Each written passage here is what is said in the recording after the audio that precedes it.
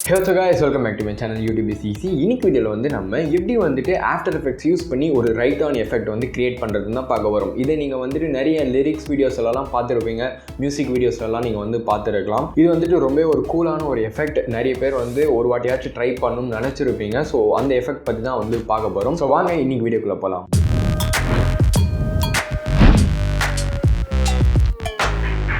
Okay guys, இப்போ நான் வந்துட்டு ஆஃப்டர் எஃபெக்ட்ஸ் ஓப்பன் பண்ணிட்டேன். ஓப்பன் பண்ண அப்புறம் இப்போ நம்ம வந்து ஃபஸ்ட் என்ன பண்ண போகிறோம் அப்படின்னா ஒரு காம்போசிஷன் அப்படின்றது வந்து கிரியேட் பண்ண போகிறோம். ஸோ காம்போசிஷன் கிரியேட் பண்ணுறதுக்கு கீழே வந்துட்டு இங்கே ஒரு சின்ன சிம்பிள் இருக்கும். ஸோ இதை வந்து கிளிக் பண்ணிக்கோங்க.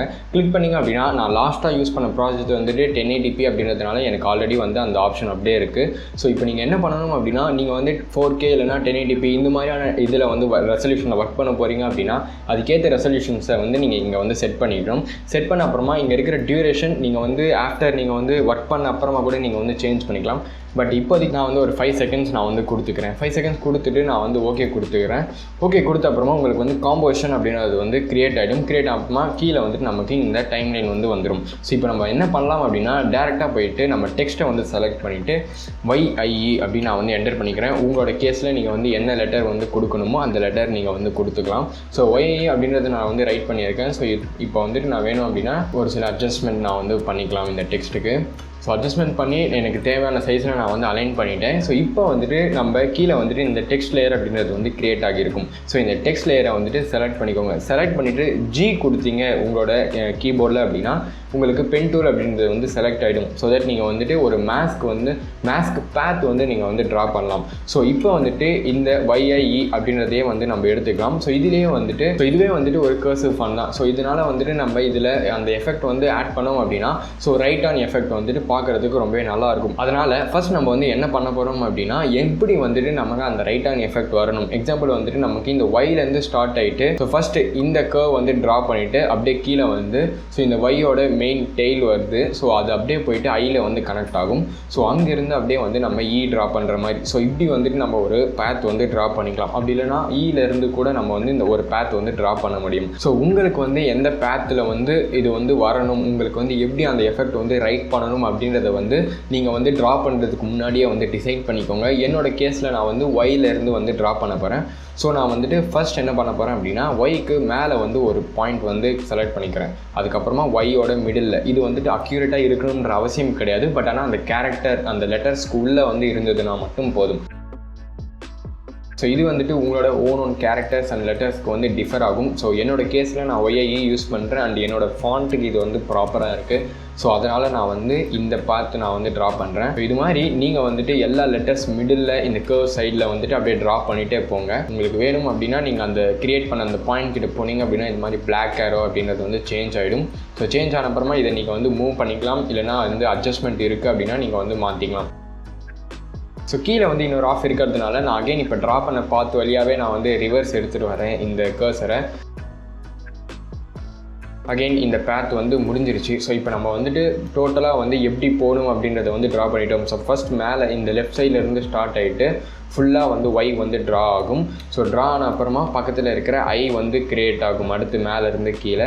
ஸோ நெக்ஸ்ட் வந்துட்டு ஃபஸ்ட்டு ஈயோட மிடில் இருந்து மேலே போயிட்டு அதுக்கப்புறமா அகெயின் கீழே வந்துடும் அந்த பேத். ஸோ கீழே வந்து அப்புறமா பேலன்ஸ் இருக்கிற இந்த கீழே இருக்கிற பார்ட் வந்து கம்ப்ளீட் ஆகும். ஸோ இதுதான் வந்துட்டு நம்ம இப்போ ட்ரா பண்ணியிருக்கிற பேத்.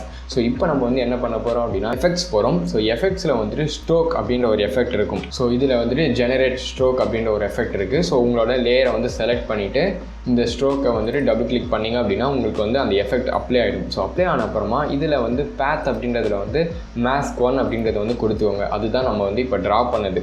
ட்ரா பண்ண அப்புறமா கீழே வந்து பெயிண்ட் ஸ்டைல் அப்படின்னு ஒரு ஆப்ஷன் இருக்கும். ஸோ அது கீழே போனீங்க அப்படின்னா ரிவீல் ஒரிஜினல் இமேஜ் அப்படின்ற ஒரு ஆப்ஷன் இருக்குல்ல.